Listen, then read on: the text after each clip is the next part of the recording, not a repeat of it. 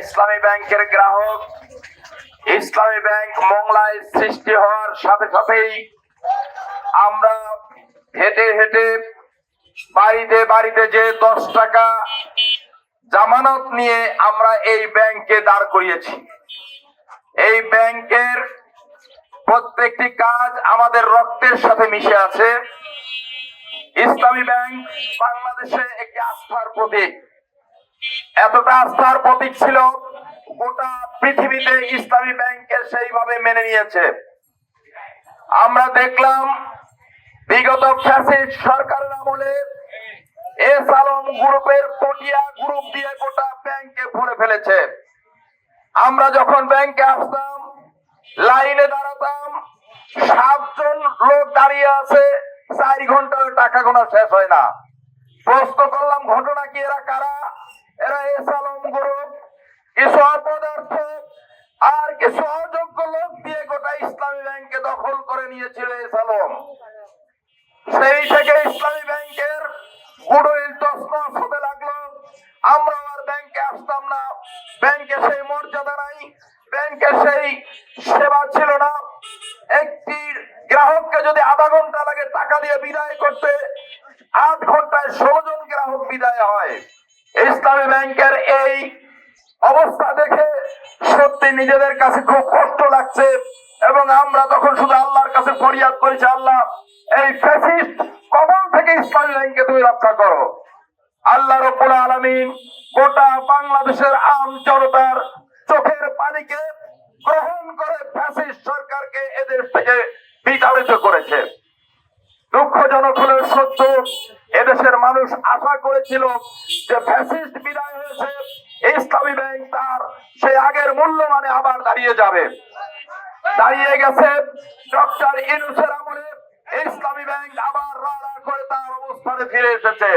গোটা পৃথিবীর বাহিরের দেশগুলোর ডলারের টাকা, বাইরের সকল আস্থা ইসলামী ব্যাংকের উপরে থাকার কারণে গোটা বাংলাদেশে ইসলামী ব্যাংক আবার 1 নম্বর ব্যাংকে পরিণত হয়েছে।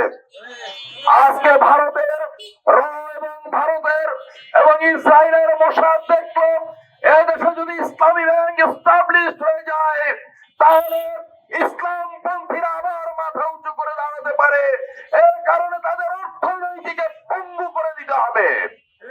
এই কারণে ইসলামী ব্যাংককে আবার সেই লুটেরা এস আলমের হাতে তুলে দেওয়ার জন্য সরকারকে বাধ্য করে এস আলমকে আবার সেই ইসলামী ব্যাংকের ম্যানেজিং ডিরেক্টর পদে আবার বহাল রাখার চেষ্টা করছে। আমরা বলতে চাই, আর যারা সমালোচনা করছেন তারা বলছেন জামাত ইসলামী এই ব্যাংক করেছে। ভালো কথা ভাই, জামাত ইসলামী যদি ইসলামী ব্যাংক করে থাকে, জামাত ইসলামী যদি ইবনে সিনা করে থাকে, জামাত ইসলামী যদি ইসলামী ব্যাংক হাসপাতাল করে থাকে, আপনারা একটা করেন, আপনারা লুট করেন, আপনারা জবাই দেন, কিন্তু একজনের কষ্টের ফসলকে আপনাদেরকে এভাবে তছনছ করতে দেওয়া হবে না। আমরা ইসলামী ব্যাংকের গ্রাহক সমাবেশ, আজকের আমিও এখানের গ্রাহক, আমারও 3টি অ্যাকাউন্টে ইসলামী ব্যাংক রয়েছে। আজকের ইসলামী ব্যাংকের গ্রাহক হিসেবে ইসলামী ব্যাংকের আমাদের হেফাজতের দায়িত্ব গ্রাহক সমাজের। আমরা স্পষ্ট ভাবে বলতে চাই, সরকারকে কারো কাছে মাথার মতো করে এদের পরিচালনা করার দরকার নাই।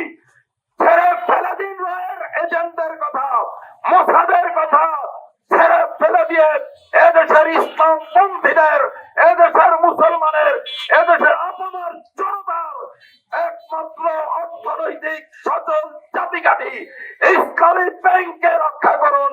আর লুটেরা যারা এই ইসলামী ব্যাংকে আর ঢুকতে না পারে এই ব্যবস্থা করুন। আমরা আপনাদেরকে স্বাগত জানাই। কিন্তু যদি কোনোভাবে ইসলামী ব্যাংক লুটেরাদের হাতে চলে যায়, মনে রাখবেন একদল কিন্তু এদেশে রাজাকার বলতে বলতে উড়াল দিয়ে ভারত চলে গেছে। আর ইসলামী ব্যাংক যদি আপনারা লুট করতে চান, আমার মনে রাখবেন এই ব্যাংকের তসবি গুনতে গুনতে লন্ডন চলে যেতে পারেন। এই কারণে আগুন নিয়ে খেলবেন না। কোটি কোটি কোটি মানুষের আস্থার প্রতি ইসলামী ব্যাংক, এই ব্যাংক নিয়ে খেলতে দেওয়া হবে না, হবে না, হবে না। সর্বশেষ আমরা স্পষ্টভাবে আবেদন করতে চাই বাংলাবাসীর কাছে, আসুন